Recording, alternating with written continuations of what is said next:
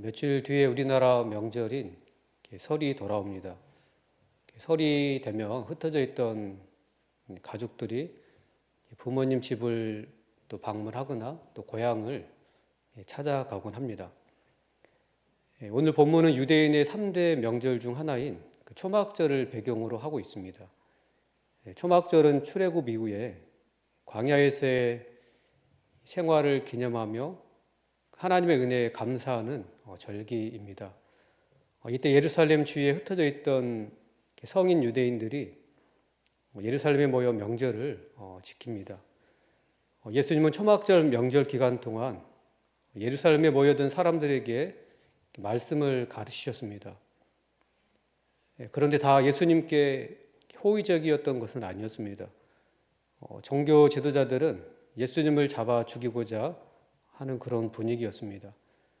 그럼에도 예수님은 사람들에게 말씀을 가르쳤고 1절에 보면은 밤이 되자 감람산으로 가십니다.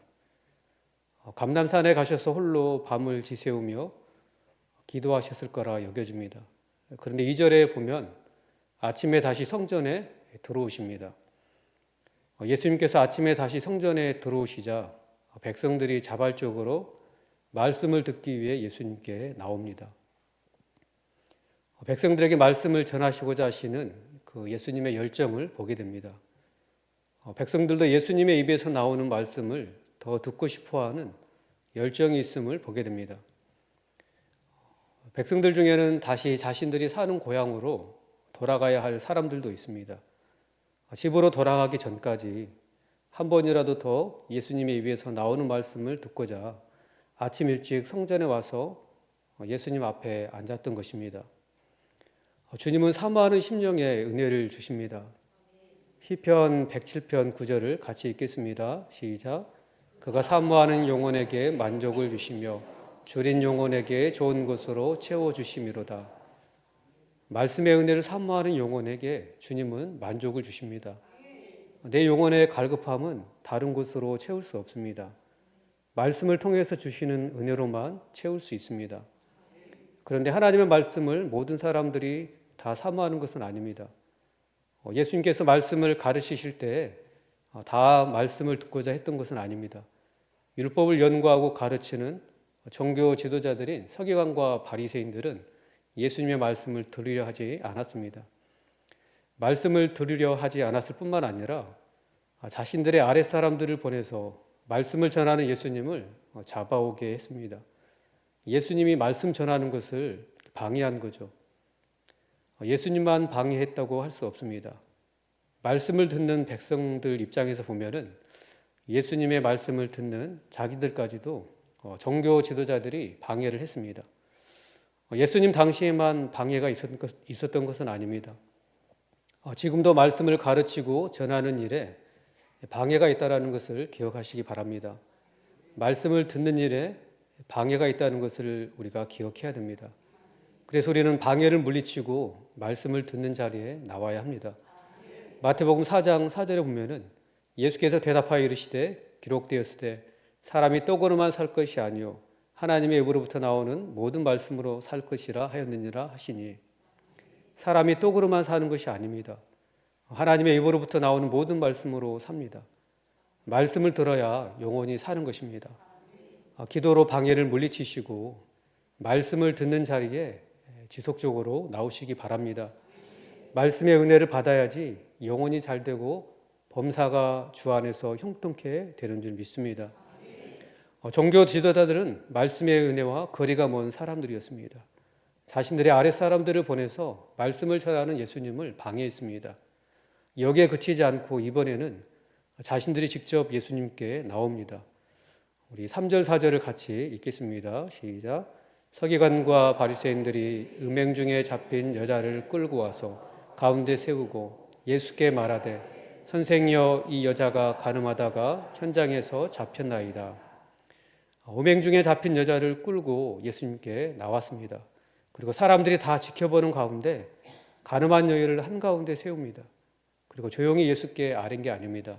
이 여자가 간음하다가 현장에서 잡혔습니다. 이렇게 여인을 주님께 고발했습니다.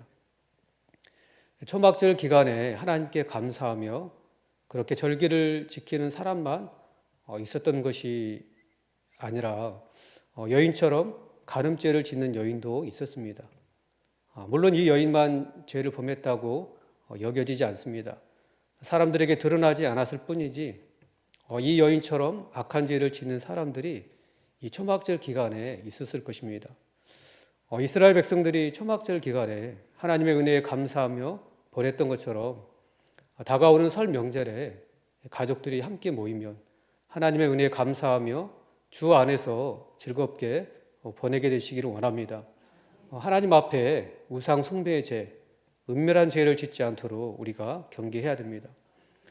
종교 지도자들이 가늠한 여인을 데리고 예수님께 나온 목적은 진실의 이 문제를 해결하고자 함이 아니었습니다. 예수님을 곤경에 빠뜨리려는 악한 의도를 가지고 나온 거죠.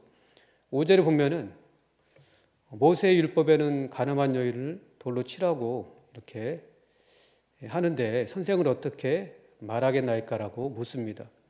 신명기 22장 23절에서 24절에 보면은 처녀인 여자가 남자와 약혼한 후에 어떤 남자가 그를 성읍 중에 만나 동침하면 너희는 그들을 둘 다 성읍 문으로 끌어내고 그들을 돌로 쳐 죽일 것이니 이 말씀을 들어서 어떻게 해야 되는지 물었습니다. 정말로 어떻게 해야 하는지 주님의 뜻을 알고 싶어서 그렇게 물어본 게 아닙니다.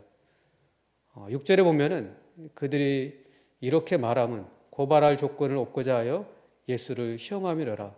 예수께서 몸을 굽히사 손가락으로 땅에 쓰시니 예수님께 어떻게 했으면 좋은지 물어본 것은 예수님의 대답에서 고발할 조건을 얻기 위함이었습니다. 악한 의도를 가지고 질문을 했다는 거죠. 돌로 치라고 대답하면 로마 정부에 예수님을 고발할 거리가 됩니다. 왜냐하면 당시 사형 집행권은 유대인들에게 없고 황제의 대리자인 유대 총독에게 있기 때문입니다. 돌로 치지 말라고 하면 율법을 거스르는 자라고 하면서 예수님을 비난할 것이 분명합니다. 그런 악한 의도를 가지고 서기관들과 바리새인들이 예수님께 질문한 거죠. 이런 종교 지도자들의 악한 질문에 예수님은 대답 대신 몸을 굽혀 손가락으로 땅에 뭔가를 쓰셨습니다. 무엇을 쓰셨는지 모르지만 일단 대답 대신 먼저 손가락으로 땅에 뭔가를 쓰셨습니다. 그렇게 예수께서 아무 대꾸를 하지 않고 땅에 뭔가만 쓰고 계시자 7절에 보면은 묻기를 마지 않았습니다. 서번역 성경에 보면은 다그쳐 물었다고 해석하고 있습니다. 바로 대답하지 않으니까 대답을 회피하는 것으로 판단해서 예수님이 질문에 대답하기를 집요하게 계속 다그쳐 물었다는 거죠. 그러자 예수님이 마침내 일어나 말씀하십니다. 집요하게 다그쳐 묻는 종교 지도자들을 향하여서 너희 중에 죄 없는 자가 먼저 돌로 치라고 말씀하십니다. 가늠한 여인을 붙들고 예수께 고발한 사람들 중에 죄 없는 사람들은 없습니다. 현재나 과거에 사람들 몰래 음행을 행하고 간음을 행한 사람도 있을 것입니다. 직접 간음을 행하지 않았어도 마음으로 간음죄를 짓고 또 행음을 행한 사람도 있을 것입니다. 그럼에도 그들은 여인의 부끄러운 죄를 드러내고 그 죄를 길쓰고 벌하려 하고 정죄했습니다. 그런 사람들을 향하여서 주님은 죄 없는 자가 먼저 돌로 치라고 하십니다. 우리 중에도 죄 없는 자가 없습니다. 물론 예수님을 믿음으로 모든 죄를 다 용서함 받았습니다. 부끄러운 모든 죄가 다 깨끗하게 되었습니다. 그러나 우리는 여전히 범죄하고 있습니다. 그럼에도 불구하고 내 안에 종교 지도자들처럼 악함이 우리 안에 있습니다. 죄를 짓는 사람들을 향하여서 비난하고 정죄합니다. 우리는 그렇게 죄인을 심판할 자격이 없습니다. 오직 죄가 없으신 주님만이 죄인을 정죄하고 심판하실 수 있습니다. 야고보서 4장 11절에서 12절을 같이 읽겠습니다. 시작. 형제들아 서로 비방하지 말라.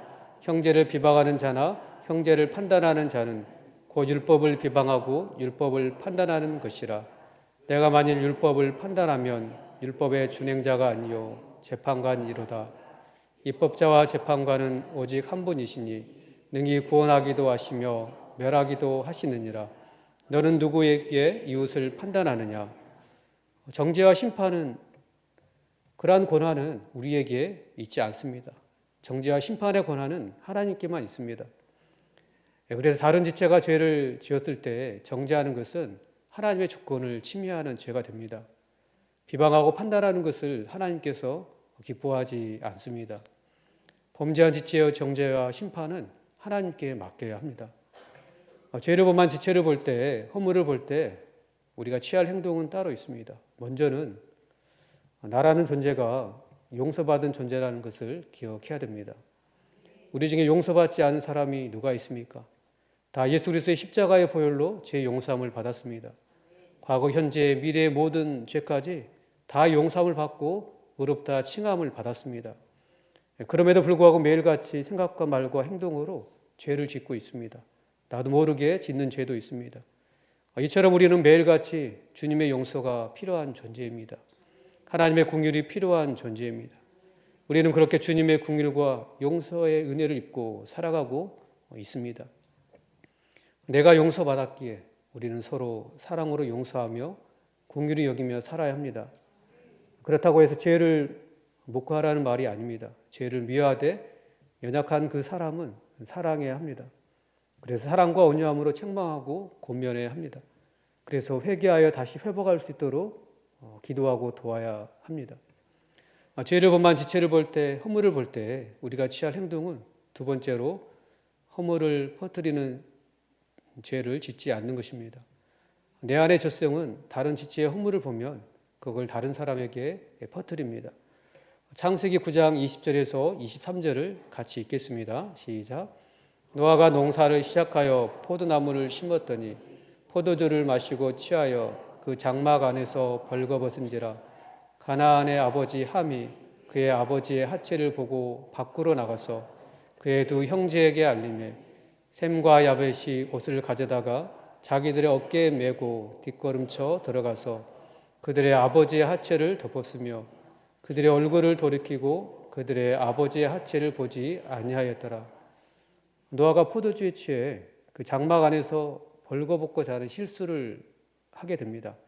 이때 함이 그 아버지의 하체를 보게 됩니다. 고의로 본 것이 아니기에 여기까지 문제가 없어 보입니다. 그런데 아버지의 하체, 즉 허물을 보고 나서 그가 한 행동이 문제였습니다. 함이 아버지의 하체를 보고 밖으로 나가서 그의 두 형제 셈과 야벳에게 알렸습니다. 그냥 단순히 알렸다는 뜻이 아닙니다. 경멸과 조롱의 태도로 아버지의 허물을 다른 형제들에게 떠벌린 것입니다. 그러나 셈과 야벳은 아무 말 하지 않고 옷을 가져다가 자기들 어깨에 메고 뒷걸음쳐 들어갑니다. 아버지의 하체를 보지 않으려고 그렇게 한 거죠. 그렇게 아버지의 하체를 보지 않고 조용히 덮고만 나왔습니다. 이 말씀은 우리에게 다른 사람의 수치와 허물에 대해서 어떻게 대해야 하는지 교훈해 줍니다. 우리도 함처럼 상대의 허물을 보았을 때 경멸과 조롱의 태도를 취할 때가 있습니다. 그리고 여기서 그치지 않고 다른 사람에게 그 허물을 떠벌리고 다닙니다. 정말 우리는 그런 죄를 미워해야 합니다. 그런 죄를 지었다면 죄를 고백하고 회개해야 합니다. 시편 78편 38절에 보면은 오직 하나님은 긍휼하심으로 죄악을 덮어주시어 멸망시키지 아니하시고 그의 진노를 여러 번 돌이키시며 그의 모든 분을 다 쏟아내지 아니하셨으니 긍휼이 풍성하신 하나님께서 주의 십자가의 보혈로 죄악을 다 덮어 멸망하지 않게 하셨습니다. 주께서 우리 허물과 죄를 다 십자가의 보혈로 다 덮고 기억지 않으시는 것처럼 우리가 사랑으로 덮어주어야 합니다. 잠언 17장 9절을 같이 읽겠습니다. 시작. 허물을 덮어주는 자는 사랑을 구하는 자요 그것을 거듭 말하는 자는 친한 벗을 이간하는 자니라. 허물을 덮어주고 허물을 거듭 말하지 않아야 합니다. 죄를 범한 지체를 볼 때, 허물을 볼 때 우리가 취할 행동은 세 번째로 자신을 돌아보는 것입니다. 갈라디아서 6장 1절에 보면은 형제들아 사람이 만일 무슨 범죄한 일이 드러나거든 신령한 너희는 온유한 심령으로 그러한 자를 바로잡고 너 자신을 살펴보아 너도 시험을 받을까 두려워하라. 허물을 퍼뜨리고 정죄하고 비난하는 것이 아니라 자신을 돌아보는 계기로 삼아야 합니다. 저 형제가 저지른 범죄도 나도 저지를 수 있는 범죄다. 저 형제에게만 허물이 있는 것이 아니라 나에게도 허물이 있다. 이런 자세를 가져야 합니다. 나도 언제 그렇게 될지 알 수 없는 일입니다. 그들의 입장이 곧 나의 입장이 될 수 있습니다. 나도 역시 시험받아 넘어져 범죄할 수 있기 때문에 두려워해야 합니다. 두려워하라는 말은 공포심을 가지고 살라는 말이 아닙니다. 정신을 차리고 조심하라는 말입니다. 다른 지체의 범죄를 보고 나는 안 그랬으니까 괜찮아, 이런 생각을 가지면 안 됩니다. 나도 그런 죄를 짓지 않도록 조심해야 하고 거룩한 삶을 위한 나의 교훈으로 삼아야 하는 것입니다. 정죄하고 비난하고 허물을 퍼뜨리는 것이 아니라 지체를 불쌍히 여기며 애통히 여기며 기도해야 합니다. 온유한 마음으로 사랑을 가지고 찾아가서 권면하여 다시 회복할 수 있도록 도와야 합니다. 그런 은혜가 있으시기를 주의 이름으로 축원합니다. 가늠한 여인을 정죄하고 돌로 치려는 사람들을 향하여서 너희 중에 죄 없는 자가 먼저 돌로 치라고 말씀하셨을 때 사람들은 어떻게 반응했습니까? 우리 8절 9절을 같이 읽겠습니다. 시작. 다시 몸을 굽혀 손가락으로 땅에 쓰시니 그들이 이 말씀을 듣고 양심의 가책을 느껴 어른으로 시작하여 젊은이까지 하나씩 하나씩 나가고 오직 예수와 그 가운데 섰는 여자만 남았더라. 너희 중에 죄 없는 자가 먼저 돌로 치라는 말을 듣고 사람들은 양심의 가책을 느꼈습니다.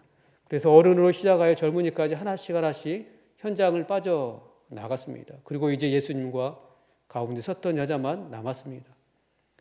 범죄한 지체를 향하여서 정죄의 돌을 던지고 비방의 돌을 던지고 있지는 않습니까? 상대의 허물을 보고 비방하고 비난하는 돌을 던지고 있지는 않습니까? 자신을 향하여 정죄의 돌을 던지고 있지는 않습니까? 서로를 향하여서 비방하는 돌을 내려놓기를 원합니다. 판단하였던 돌을 내려놓기를 원합니다. 정죄의 돌을 내려놓기를 원합니다. 우리 중에 아무도 정죄하고 비방할 자격이 없습니다. 판단하고 비난할 자격도 없습니다. 예수님은 가늠하다가 현장에 붙잡혀 온 여인에게 물으십니다. 10절에 보면 예수께서 일어나사 여자 외에 아무도 없는 것을 보시고 이르시되 여자의 너를 고발하던 그들이 어디 있느냐?